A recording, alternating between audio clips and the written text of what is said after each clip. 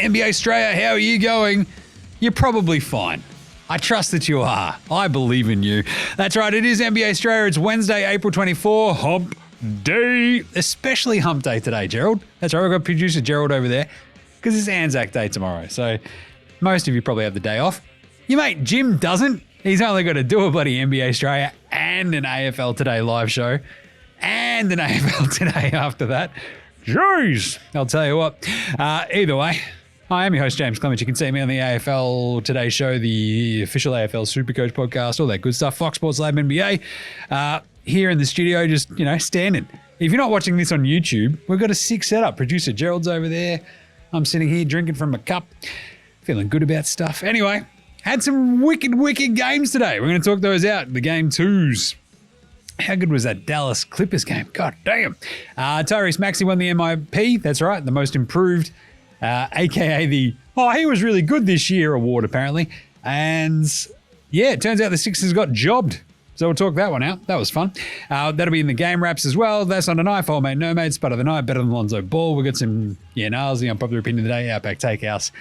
And, of course, the Andrew Gaze Graham MAMBA Award for Outstanding Achievement in the Field of Excellence, because that's what we do here. And then we'll pick and preview the two games tomorrow. There's only two, apparently.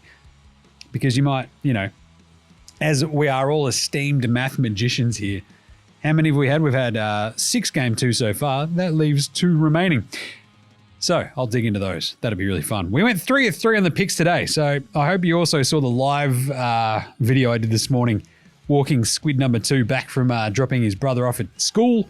Just jumping the old dog and bone. Film the video, get your picks in, show us your picks. That's what it's all about. So, good times. All right, without further ado, let's get into episode 1082 of NBA Straya. Well, let's go!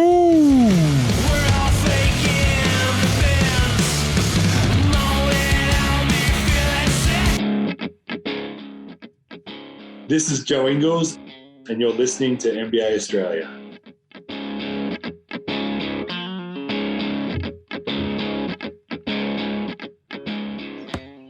Watch out for the Shaq Attack. Yeah, you better. Especially, I don't know, if you're the Suns. Now, Shaq, I told you time and time again, their big guys aren't big enough, and they need a point guard. Shaq, they need a point guard. Chuck, the big man just need to dominate. Chuck, the big man needs to dominate. You could almost script out your own episode of Inside the NBA at this point. Oh, geez, does Shaq think that the big man needs to dominate? And does Charles Barkley think that they're taking too many jump shots? I, for one, am shocked. And then Kenny's like, hey, I'm going to say nothing and do nothing, and I'm not very interesting at all.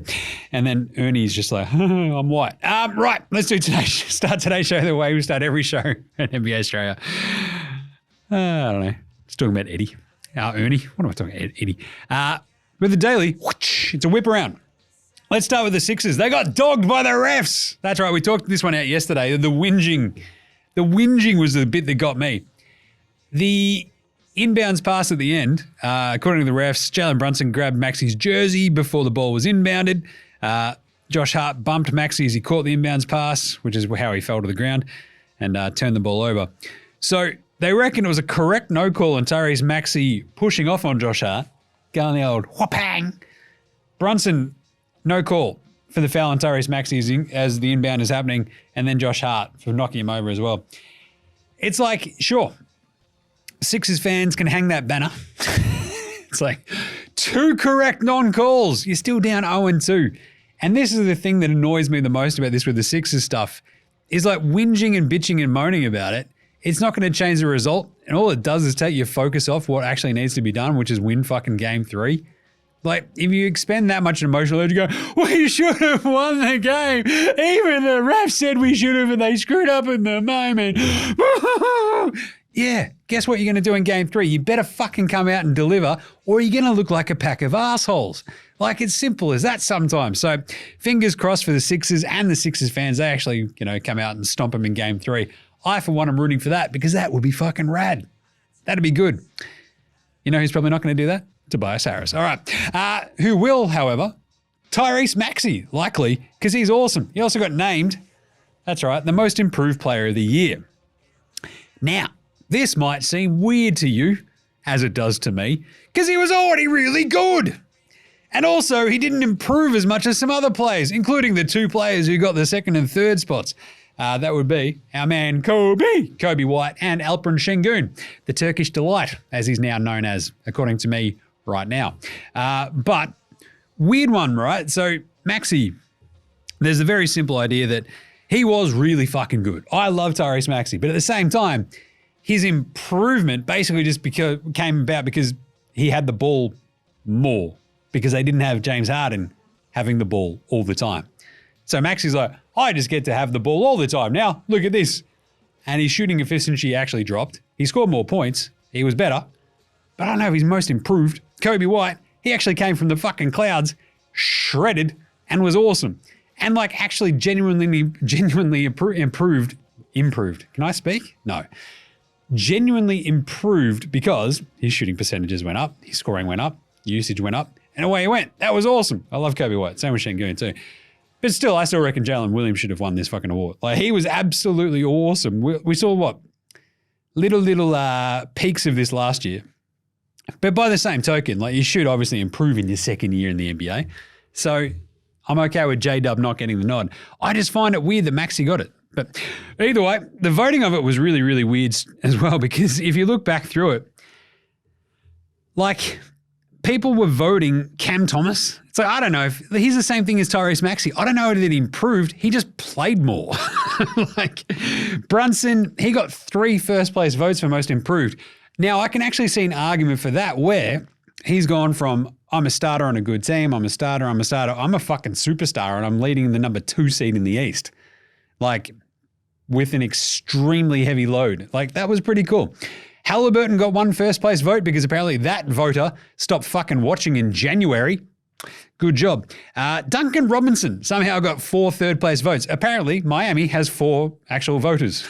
Because who the fuck in their right mind was like, you know who improved the most this year, the third most? Duncan Robinson. It's like this Jimmy Neutron-looking motherfucker. All he does is shoot threes. Well, not anymore. He can actually pass the ball and actually score from a couple of different levels. That doesn't mean he's the most improved player, you dickheads. Jalen Suggs got a couple of second-place spots. Shai Gilgeous-Alexander got 1 second spot. It's like, all right, he's in the MVP voting. Well, that's because he's so improved, you see. He's really improved. We should give him the most. I actually don't mind that argument. It's actually pretty good. Devin Vassell, because apparently local teams get their own votes. Denny Avdija, this is my favorite because this is very clearly like either the Washington like beat writer or like Drew Gooden on the broadcast has a vote in this. He got a first place vote. Somebody in their right mind has looked around the entire NBA and went, you know who was actually the most improved this year? Denny Avdija. That's nuts. He got 5 second spots and 4 third place votes. That's insane. There are apparently 10 voters within the greater Washington, D.C. area then who are clearly, maybe, allegedly, according to, I don't know, me, on the take. Right, what else do we have for news? Not much, but Kawhi was back today. Kind of fun, kind of wicked. And also, TMZ reporting Nikola Jokic's brother, Stevanja, just fair, like, punched a dude in the head in the crowd the other day. How's that, producer Gerald? There was some dude giving like a giant Serbian lip, and guess what the giant Serbian did?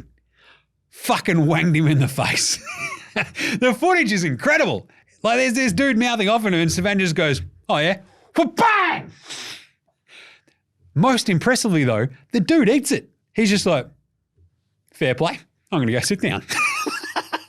It was amazing. I was so impressed. I'm like, get this guy in a fucking boxing ring. He can eat shit like there's no tomorrow. Unbelievable. Like, getting hit by a giant Serbian that size is like getting hit by a fucking Mack truck. Like, god damn. And he just went, oh yeah, sure. And sat the fuck back down. I was in the wrong. You're right. Amazing. All right, let's do some game wraps. Game wraps. Now it looks like I'm sitting. This is weird. You got to watch the YouTube. This is strange.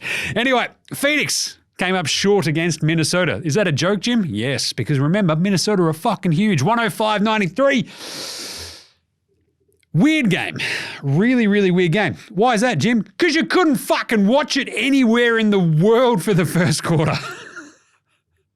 This was nuts. League Pass is like, nah, fuck all yous. It was basically like the NBA like, oh, geez, it's a nice game we got here. Be a real shame if anybody could watch it. It's like, this is your product. You're trying to sell the NBA playoffs. You're trying to make everybody go, yes, we're really excited for the playoffs. And then you go, fuck ya, you can't watch it. It was like, I could watch it through betting apps. I couldn't watch it through the NBA's actual league pass. And nor could the very nice people who were messaging me back from Brazil, Italy, Spain, the UK. I love that a dude in Brazil's like, you can't watch it in Brazil. I'm like, that rules. We're all getting fucked over together. How great is this? Then we could watch it from the second quarter. It was actually probably just as well because it actually got tied after that point. And this entire game, it was like a really shit chess match, if that makes sense. Because Ant-Man couldn't hit a fucking shot. KD, Booker, and Beal were just kind of squirrely. And Jaden McDaniels just dominated KD this entire game. And that was the most impressive part for Minnesota. Like, we've seen them time and time again this year go, save us, Ant-Man. You're our only hope. And he's like, all right, fucking sure, man. He had a shit game. And they still kicked the fuck out of Phoenix in this game. Like, it was awesome. They had, like, especially Conley early on was shredding it. He, McDaniels, and Gobert were just like, all right, we'll pick up all the slack because Cat didn't do a fucking thing. He and Ant-Man, by the in the end of the first half, were just fucking MIA completely. You've got A-N-T, Ant-Man, K-A-T, and they were both MIA. It's like, it feels like a fucking thing from like a Seinfeld fucking script or something. But it was a really, really strange game for just like the way that it played out. You could see every time that Phoenix were like, right, we've kind of got him on the run a little bit. Oh, God, wait. How do we play defense again? They completely fucking cooked it. I don't know how you are some sort of fucking crazy offensive super team and you manage 93 points. You're paying $100 billion fucking dollars for Kevin Durant, Devin Booker, and Brad Beal, and you scored 93 fucking points. This might be because you're playing against a generational defense in Minnesota, but goddamn, what are you doing? Brad Beal's like, I actually don't know, Jim. I have no fucking clue what I'm doing. They lost Grayson Allen to a twisted ankle again. He was playing on a banged up ankle already, right? So that's pretty shit. We get that. Eric Gordon, he was good. Nurk, Yusuf Nurkic, Bosnian Bear, hello, got eaten up. He really did. And then so did Drew Eubanks. It was like, this is a lot of Drew Banks. Like, it's substantially more Drew Banks than I want to be seeing in a playoff game. To the point you're like, should they be playing ball like way more? Like, I think give us some more ball. Show us the ball. I want to see the ball. Anyway, Ant was like 2 of 10 from the floor going into the fourth quarter, and Minnesota had a 118 offensive rating. Like, that is just fucking chaos. It also shows you the sheer awesomeness of having an actual fucking point guard, Phoenix. Like I mentioned this earlier, Chuck was like, Shaq, they don't have a point guard. And I told you that that's a problem. It is a fucking problem because he actually made a really good point about how the simple idea of like KD, Beal, and Booker should be finishing possessions, right, on offense rather than starting every fucking possession with the ball in their hands. It's like, yeah, it's a good point. But Conley sort of rode that idea for Minnesota. It's like, oh shit, Ant-Man's having a bit of a rough night. All right, cool. I'll get up a couple of shots, get us moving, get Rudy going, feed McDaniels, and away they went. And they didn't look back. They kicked the fuck out of them. Just kept them at arm's length the rest of the way. Suns can't play small against this team because they're just too big. Gobert and Cat are too good. But McDaniels is the fucking revelation here. He was amazing today. He just ate up KD. And also Nurk and Eubanks are pretty bad. KD, 18 points, 6 of 15 shooting, 0 of 2 from downtown. Not great. Not great. Booker, 20 points, 5 assists, 1 of 6 from downtown, 6 of 13 shooting. Again, not bad, but not great. Brad Beal, 6 of 17. Gross.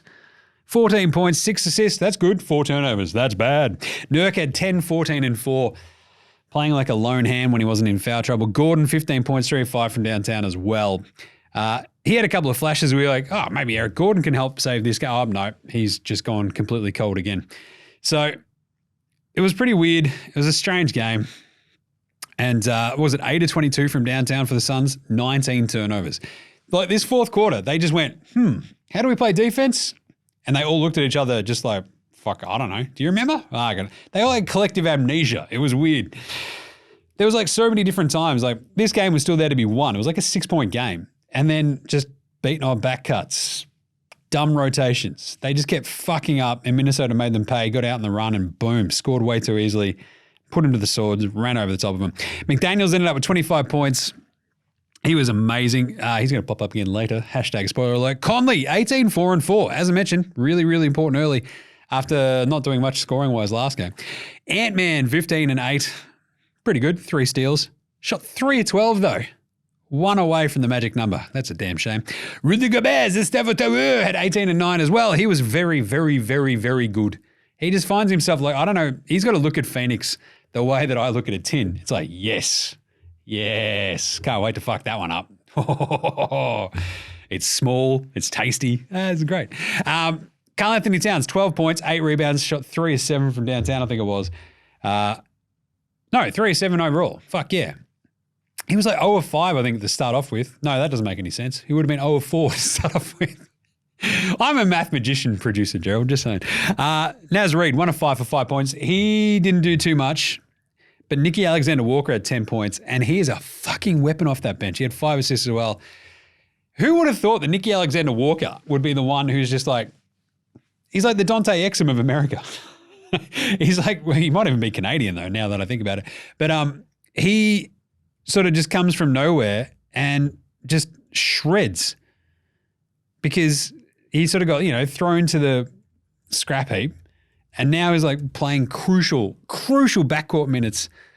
He's Canadian. I knew it. That's one step ahead apparently, but one step behind myself.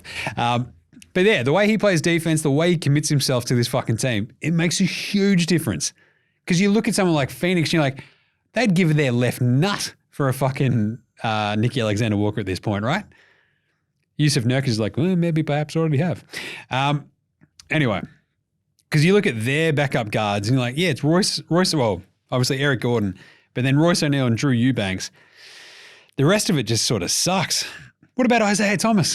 Get him out there for a bit of a run. Anyway, Minnesota lead 2-0. Game 3 is in Phoenix on, I want to say Friday is when the next run of these games is. No, Saturday.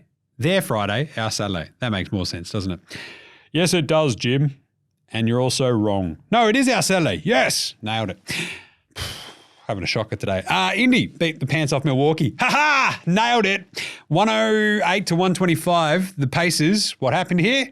Ran right over the fucking top of them. What did I say this morning and on yesterday's show? They'd run the fucking right over the top of them. Why is that? Because Minnesota can't Milwaukee can't score. Dame Lillard can. The rest of them can't. Brook Lopez hit 6 threes in this game and they still got fucking their ass handed to them because they couldn't stop this Pacers offense. The Pacers scored 30 points in every single quarter. You know what Milwaukee's offense can do? Not that. Seriously, the Bucks could not keep up. I think Lillard had 26 points in the first half and they were still down by like 4 or 6 or whatever it was. And you're like, that doesn't seem good, right? It's like, Jesus, what are you doing? Indy sort of like kept they kept their noses in front. It was still a 4-point game at the start of the fourth quarter then. And then Indy just went, yeah, this is close, but we'll give it the old 1-2 Tim Zoo, wha-bang. Or the 1-2 fucking Stravanja. Giant Serbian. Siakam and Turner just went on a fucking tear out of nowhere. And literally, before you could blink, they're up 20. You're like, yeah, that seems like that potent fucking Indy offense is pretty good, I reckon. And they literally turned it into a laugher. Like this game was over and you're like, oh, this was close. Now it's not. Jesus. This is why you're going to be wary of the Pacers. They're terrifying. And that's why a team like the Bucks, without Giannis, and without a very clearly fully healthy Chris Middleton, are cooked. And that's why I sort of picked Indy in 7 before the series. So here we are. For the Bucks, Dame managed only another 8 points in the second half. Geez, that seems like an interesting insight, Jim, because didn't he have 35 points in the last game in the first half and then 0 in the second half? Yes. It's a bit weird, isn't it? 22 for Brook Lopez. Hit 6 or 7 from downtown. They actually went 13 of 32 from 3. Did the Bucks. 12 of those 13 makes were from Dame and from Brook Lopez alone. Nobody else hit any fucking shots. Middleton had 15, 5, and 6. He hit the other 3. Nobody else got one. Fighting Bobby Portis, fighting around the world, had 14 and 11. The bench shot 7 of 17 total and 0 of 5 from downtown. Like, imagine if Malik Beasley was actually alive. Jim, he's alive. He is. Prove it. But yeah, Doc Rivers is like, yep, we didn't just assert ourselves. And I don't know, people were saying that it'd be their offense versus our defense. I'm like, why are you concerned, Doc, about who they are? Shut the fuck up and coach your team. What are we doing here? He's like going back to his old commentator like, I was listening to like on the other things and they were talking about our team and I started believing them. It's like, dude, fucking pull your head out your ass. Pay attention to your team. You're killing me. Yeah, Malik Beasley, 0 of 1. He played 10 minutes, had 4 points off the bench. Paddy Connaughton went 2 of 3. 0 of 3 for Jay Crowder. Brutal gear for the Bucks. 1-1 now, Indy. Love that. Siakam at 37 and 11 and 6. He's a weapon. He's going to pop up again in a second. 22, 7 and 6 with 3 blocks and Miles Turner.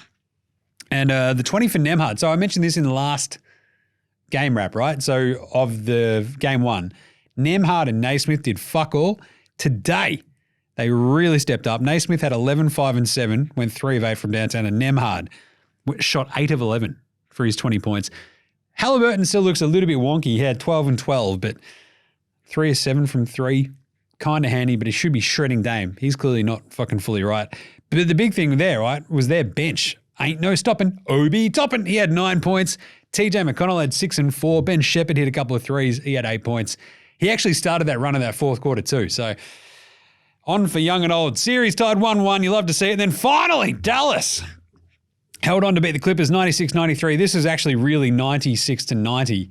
But Paul George hit a 3 right at the buzzer, which sent your mate Jim into a tailspin thinking that he had Dallas minus 3.5.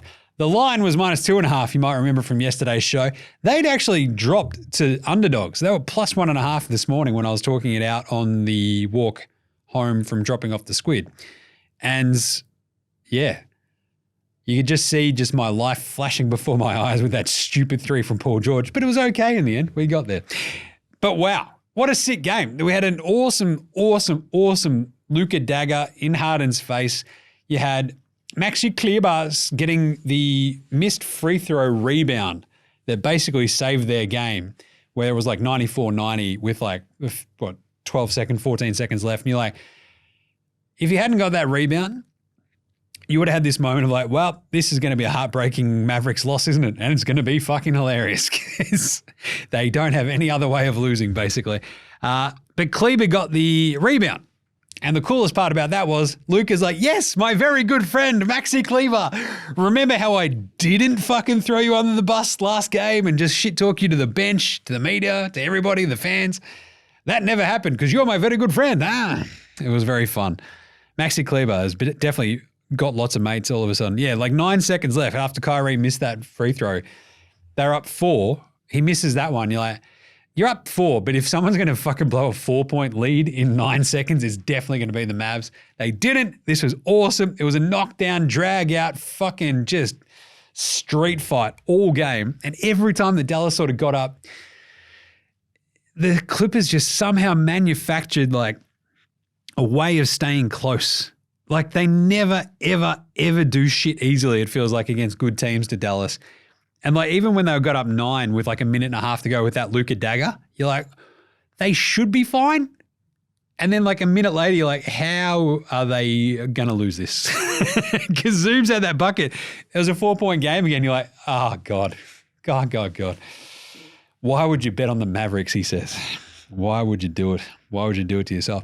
But Kawhi obviously looked a little bit underdone. Not a surprise, considering he got his fucked up knee. But he had a sick, like, sort of, Paul George or Harden, I think it was a Paul George miss early. And he was like, all right, cool. I'm going to just get this rebound and quick bunny hop, put it back up. And you're like, Jesus, if you got a bung knee, that's fucking hard to do. So he's a warrior. But they just sort of, none of this Clippers team really makes sense, right? When Kawhi and Paul George are pretty like struggle town like they were today. Harden played his ass off.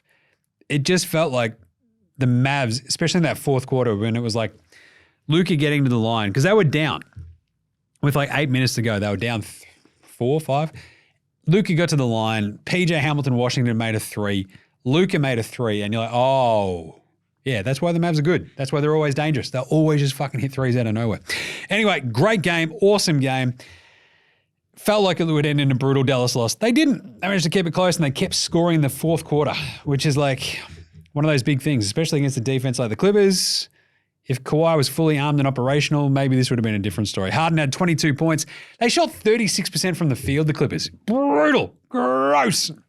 8 of 30 from downtown. Harden had 22, 6, and 8. Not bad. 2 of 10 from 3. Where was he when it was late? Oh, yeah, nowhere to be seen, basically. In fact, I think if you look through, I was just trying to remember, like, if Harden actually scored in the fourth quarter, he hit 1 3. Yeah, it was like right at the end when they got down 9. Harden had the 3 dropped in his face by Luka. Harden answered, but that was literally, I think, the only bucket he made the entire fourth. I've got some thoughts on that. Why is it, Jim? It's because it wasn't game 1, where James Harden's had like a couple of weeks off just to rest up, spend some time down at the strip club, spend some money, put some ladies through college. Now it's game 2 and he's like, whoa, fuck, everything hurts a bit. I'm a bit cooked. Jesus. Wait for game 4. Either way, Paul George, 22, 2, and 4. Wasn't even that impressive because he hit the 3 right at the end. Kawhi, he had 15 and 7. He had 4 steals because he's a weapon. Zubs, 13 and 12. Took a little bit to get going, obviously, to Ivica Zubac after dominating game 1. He really struggled early in this one, went 1 of 5, then was missing fucking free throws. And you're like, Jesus, mate, you're cooked. But again, it's like the James Harden corollary, right? Awesome in game 1. Game 2, bit of a different story. Rusty Westbrook, 2 of 9 shooting, had 7, 9, 3, 1 and 1 though. Very handy, just where he sort of comes off flying around. Norm Powell shot 2 of 10, pretty tough there. Mavs, 14 to 33 from downtown. That was a big difference. Kawhi and Luka were fucking awesome. Luka had 32, 6 and 9, 5 of 14 from downtown. Kyrie went 4 of 8 from 3. He had 23, 6 and 3 with 3 steals. That was also a big difference, right? They sort of manufactured a bunch of weird fucking shit buckets, which is really hard for Dallas, it feels like, to do.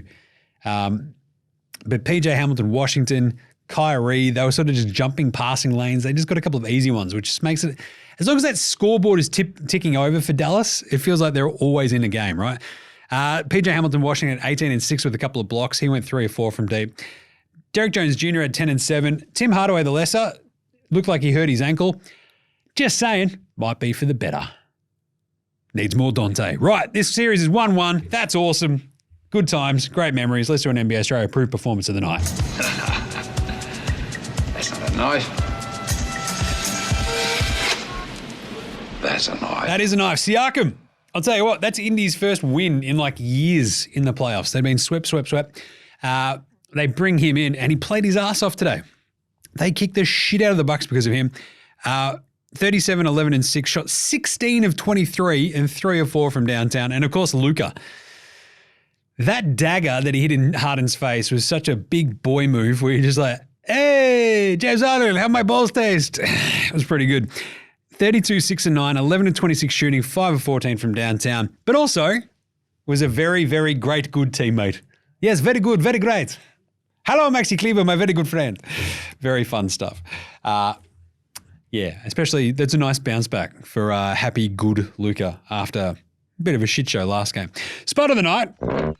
Spud, Spud, Spud, Spud, Spud, Spud, Spud, Spud, Spud, Spud, Spud, Spud, it is Spud of the night. I'll tell you what, had a few spuds today. Norm Powell went 2 of 10. Ant-Man, 3 of 12. Pretty brutal.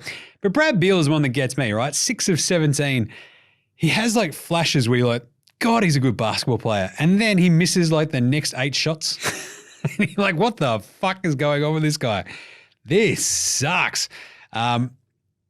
Especially for how much he's getting paid, for how much they traded for him and how big of a, air quotes, star he is.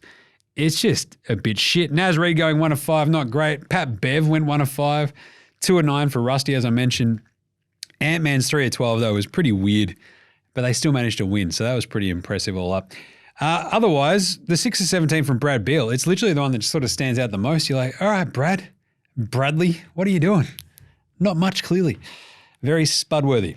Doesn't help that your head looks like a Spud too. All right, old mate, no mates. Old mate, no mates. Old mate, no mates. Old mate, no mates. Old mate, no mates. Old mate, no mates. Old mate, no mates. Who's got no mates today? Anthony Edwards high-fiving or dapping up the ref as the ref is like, I'm showing you to, you have to take the side out of bounds. And Ant-Man's like, fuck yeah, I do. That was a good move, wasn't it? Yeah, fuck yeah. That's an old mate, like, oh, that's the thing that you wake up in the middle of the night going, I can't believe I did that. Fuck, I'm an idiot.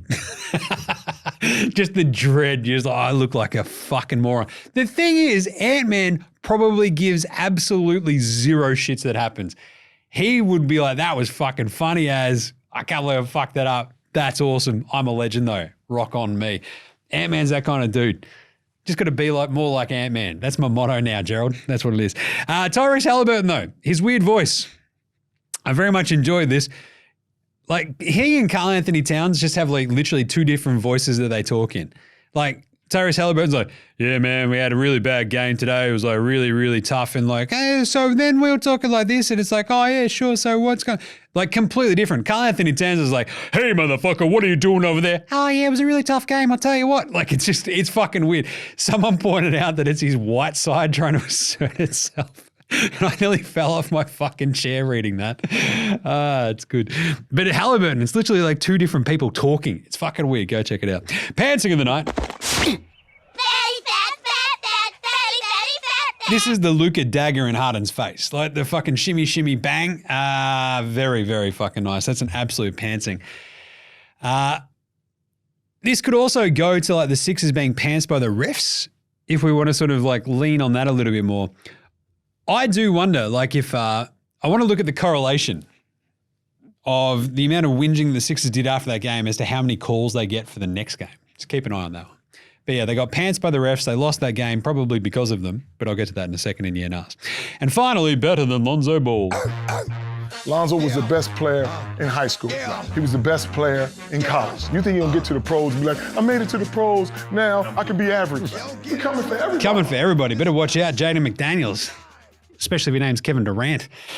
Jeez, McDaniels did a number on him today, but also had 25, 8, and 3 himself. That was why Minnesota won this game. This is why they could cruise through that fourth quarter, kicking the fuck out of them, because his defense was awesome.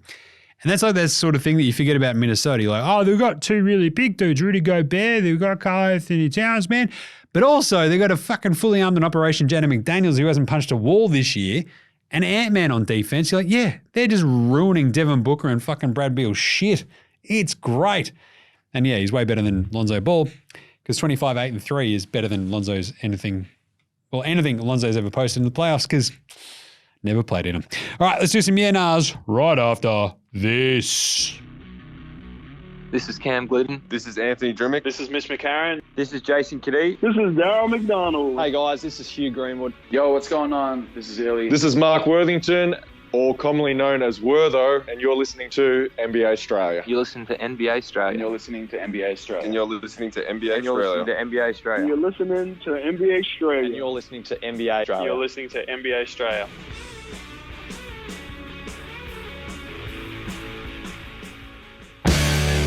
All right, let's do it. Time for some YNAs, brought to you by the NBA Straya shop. Get your merch, NBAstraya.com/shop. Just click through on the socials as well. Off you go. Get a t-shirt. I'm wearing one of the nickname t-shirts today. God, they're comfy. I actually like this shirt as well, Gerald. It's a new one. It's very nice. Very nice. Anyway, go to NBAstraya.com/shop. Click through on the socials as well. Get a hoodie, get a t-shirt, get a coffee mug, get a stubby holder. So you can start your day off with NBA Straya with a coffee mug. You can listen to the show at some point, and then you can finish off with your stubby holder, smashing tins, wearing your t-shirt and your hoodie. It's a perfect day. I love it. I should do the same. Right, YNAs. I had a great one from Brett Pierce. Kobe with the good hair. White should have gotten most improved player over Tyrese Maxey. Maxey was already sick. He just got sicker. Kobe took a fucking leap this year. Yes, I love this. Because it's a very simple idea, right? Like, as I mentioned, Maxey went from 20.3 points a game to 25.9. It's a big leap, right? Rebounds 3.5 to 6. Assists 3.5 to 6.2. Rebounds 2.9 to 3.7, and had a worse shooting percentage. Kobe went from 9.7 points a game to 19.1. had his assists go from 2.8 to 5.1, rebounds 2.9 to 4.5, and he had a better shooting percentage. He was still playing with like DeMar DeRozan, with Vooch, with Zachy Cakes, Adam Levine for a big chunk of that season, and was fucking awesome. And I'd argue that he made a bigger leap. I'd also say that Jalen Williams, yes, it was his second year, but he went from like, holy shit, is this guy going to win? If he had a full-blown rookie campaign, he might have won Rookie of the Year last year. To this year, it's like, shit, is he an all-star? Like, what the fuck, man? Like, that's a huge leap. And like, it's Jalen Williams. He's not like a fucking top 3 pick, you know? Anyway, great job. Kobe should have won it. Just saying. Loved him. Jalen Williams was my pick just because that leap is fucking hard. But of course, we do expect people to improve in their second year in the NBA. Right. Other yeah-nahs. Are the Clippers better without Kawhi? Yeah, nah. Well, clearly, yeah, because they won last game without him when they lost with him. Nah, I think obviously he makes them way better, way more dangerous. Their ceiling is way fucking higher. The problem is an undercooked Kawhi. It's just, we've seen him do it before though. He's got like a fuck knee. He comes in and he like turns a game with just some of his insane defense shit that he does, right? That's just what he does. The tricky part is, I think it's the adjustment when you find out an hour before the game. Oh yeah, Kawhi's playing. And everyone's like, all right, fuck, how do we do that again? Shit. James and Zoobs, can you figure this out? And they're like, I mean, we'll try. And it's really tricky. And that's like something that discombobulates teams. And it very clearly happened in this one, right? Like he was kind of, you're not going to say a non-factor in offense because he was floating around causing all sorts of havoc. Because that's what he fucking does. He's a weird lunatic fucking T1000 motherfucker. But it sort of threw the entire team out of rhythm. So Dallas, thank fuck they stole that game. Because if they had lost that, it would have been an absolute unmitigated disaster. And for a team that has lots of unmitigated disasters, it would have been the latest. Do the Suns win a game in this series? Yeah, nah. Yeah, they will. I think, look, for a team that was up 3-0 on them in the season series, once they get home, I think it's a little bit easier. The big problem is like losing Grayson Allen fucking really hurts, which is not a sentence you want to be uttering in the year 2024, but it does. Like maybe they have to play more Okogie against his old team. We'll see what happens there. But I think they at least snag one of those ones at home. They probably should win both. Like you got to expect Beal and Booker to be way better, especially with a little bit of home cooking. KD, I don't know. You know my thoughts on KD. They're very complicated. But mostly he's a snake and he's a bit cooked now. And also sucked in for leaving Brooklyn. They will win a game. I think this series is not as interesting as we perhaps thought it was.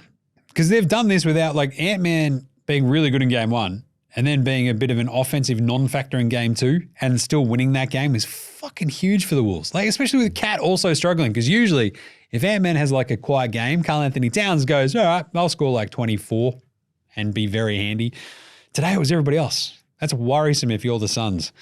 Anyway, did the Sixers get jobbed? Yeah, nah. Yeah, of course they did. The last 2 minutes fucking report came out and it's like, yeah, we fucked yous. Like that's basically what it said.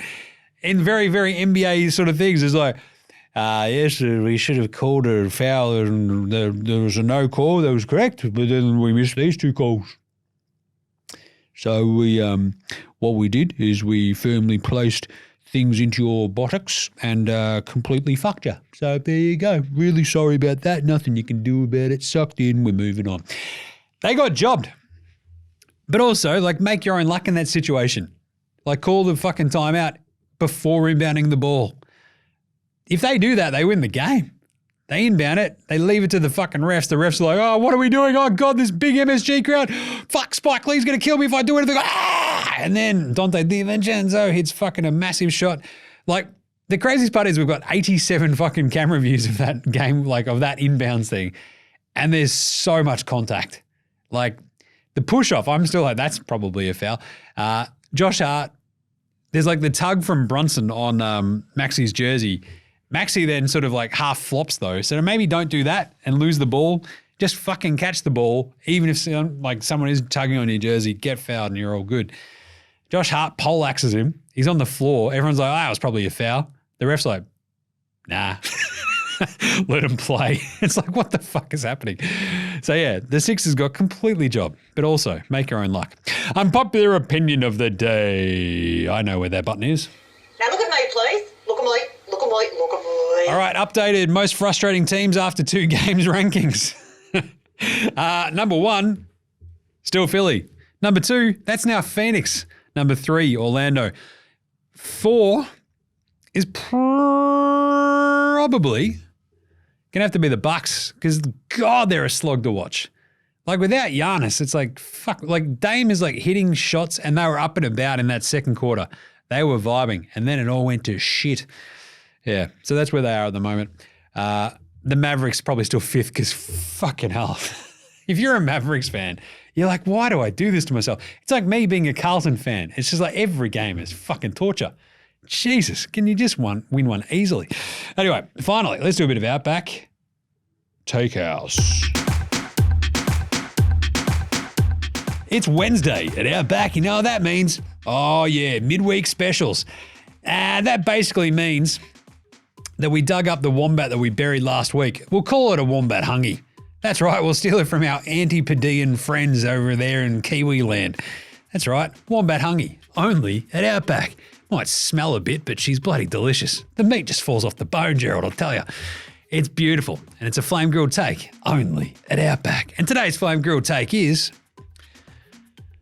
if Luka and the Mavs end up winning this series, Luka Doncic will be your MVP next year, only at Outback. Yeah, look, so this is one where I'm like, narratives need to be set, right? And last year, the way that the Mavs sort of just have these like weird up and down seasons, this year they bring in Kyrie, everything's sort of smooth sailing. The thing is, if they get by the Clippers in this series and then put up a fight in the second round, everybody's going to be like, oh yeah, Luka did it on the big stage again. He's already made a Western Conference Finals a couple of years ago, don't get me wrong. But even if so you looked at the MVP voting for this year, it'll be Jokic, it'll be Luka, it'll be SGA. And if we have a similar sort of situation next year, this will be in the back of everyone's minds. Same with Jokic. It's like, oh, well, we fucked that last year because we voted for Embiid, and then Jokic went on and won the fucking title. We're all idiots. We're not going to do that again. And Luka will win the MVP. Just saying. Remember that. Right, really quick Australian play watch because it was only the 2 Aussies and they didn't do much today. I'll tell you what. Dante Sexum up Exum. Kangaroo Kobe played 6 minutes. He had 0 points and went 0 of 1 from the floor. 1 rebound and 1 block, though. Had a brutal foul that Harden baited him into, basically, hooking him on the elbow. And Dante sort of just kept moving into him. And it's like, did they call it on the contact or did they call it for him moving into like Harden's landing zone? I wasn't sure. I'm like, I think Exum just got dogged by the anti-Strayan refs, but at the same time, it's probably a foul. Anyway, 1 rebound, 1 block. And then we had Josh Green, Scott Green. 0 of 2 in 14 minutes, but fucking hell, gave them a very, very, very nice 14 minutes. Because even though he missed both those threes, he had 7 rebounds, 1 assist, 1 steal, and 1 block. The rebounds especially, just like, yeah, when he's flying around, fuck, he looks good. So, very nice. All right, what about an Andrew Gay's Grey Mamba Award for outstanding achievement in the field of excellence while Jim finds the button? Andrew Gay's Grey Mamba. Outstanding achievement in the field of excellence. All right, love that. Easy one. Siakam. So they brought him in for his playoff experience, obviously, the old Pacers. Also fits a very nice archetype if you're going to try to throw him against like the likes of Middleton or Giannis, I guess. But he also became the first NBA player to open a postseason with consecutive 35-point, 10-rebound performances since Wilt Chamberlain in 1967. Yeah, it's pretty good. Holy shit. Not bad, Pascal Siakam. Love that. All right, Patty Mills, Gameday Buller, Gameday Twitter check-in. AKA... Jim gets his phone out and looks at Patty Mills' Instagram. Actually, it looks like Jock Landale's done something. There we go. What's Jock said? Oh, yeah. As I said the other day, it's still pictures of him on holiday with the missus, and it feels weird to be looking. Not a perv, just a ginger. Looks like they're having fun. I don't know where they are, but that looks fucking lovely. I'm going to judge from the sun. I'm going to say Mexico. What do you reckon, Gerald? Is that a good? Oh, that's a good guess. There's something about the sun down there, you know what I'm saying? Both coasts. Yeah, we've done both coasts. I've been to Mexico City as well. Spent a bunch of time in Mexico. Not a drug mule. Right, let's do the game previews. Game previews. Thanks, Inadvertent Bane. Not a problem, Jim. How's it all going? I tell you what, hashtag Dagstraya for a second. Fuck, it'd be nice if the kid could go to daycare. Jesus. So squid number 2, just been hanging out with his old man all week, every morning. Until luckily, old mate, she can sort of then look after him in the afternoon. Or else I'd be getting fucking nothing done. Hand, foot, and mouth. It has been shit house. The old fucking, what is it called? Daycare disease. And yeah, so he had a rough go of it. Just when like he had like an ulcer in his mouth and he didn't want to eat or drink. And it's like, Jesus, this sucks. And then like he was getting good and then had a couple more blisters on his feet. We've gone to the fucking doctors, get the old clear time and time again. It's like, whoa, there's some more down there. Like, fuck, didn't even see those. Jesus. Anyway, so he's hoping he gets to go on Friday. Sorry. It's fucked. He hasn't gone to daycare since like last Wednesday. It's a full week. Anyway. Whoo! That one's for all the dads out there just nodding along going, yeah, fucked. Because I know you're out there doing exactly that. Right, tomorrow's games. We went 3 of 3 today. It was pretty good, especially after I think we went 1 of 3 yesterday. But 3 of 3, we'll take that. Tomorrow, Miami at Boston. Do we expect Miami to bounce back? They lost by 20 last game in game 1. I expect them to be a little bit better in this one. The 14.5 point line is still there. I'm actually going to go Miami this time. I think they figure out a couple of things, make this a little bit closer, but they still get their ass kicked and lose by about 12. I'd say it's like that 10 to 12 mark. I think you have probably way more offensive upside from Hero and co. Boston will still beat them and kick their ass, but Miami will cover that 14.5. They're too good. New Orleans OKC though, game 2, minus 7.5 in OKC. The Thunder are favourite, obviously, at home. 7.5 points. Last game was an absolute barn burner. The Pelicans defense keeps them in these games. However, I think OKC just eke out an 8-point win or something here. So I'm going to actually take OKC minus 7.5. Giddey did fuck all in game 1. J-Dub was pretty handy. Chet was pretty handy. SGA was really good without actually going for over the 30 at the 28 points or whatever it was. I think there's a little bit more offensive upside in OKC. Spindles, Ingram, and co for the Pelicans. Look, Trey Murphy, we know he's awesome. CJ McCollum got going late. Spindles was horrible at times. They can probably like put up a bit of a fight. I just like OKC's offensive upside a little bit more, and I think they win this one at home. I actually went back and forth on this though, because I'm like, New Orleans defense is really fucking good. Between Herb Jones, they can throw in the Dustbuster, Dyson Daniels here and there. But I think OKC just have one little bit of extra oomph in them to get them a win and get them over the hump there. And I think we'll go OKC minus 7.5. So there you go. The 2 games tomorrow, Miami, OKC, they're our picks, plus 14.5 and minus 7.5. I think we'll reiterate. Oh, maybe I'll do a video tomorrow morning. The kid doesn't go to school tomorrow, so like I'll just be hanging out. It is a nice one on the walk home. You're like, oh shit, I better do that video, eh? Anyway, that's it for today. There you go. Let's press the button. Get out of here. We'll be back on deck tomorrow. Very quick show tomorrow because we're actually taping an AFL Today Show live stream.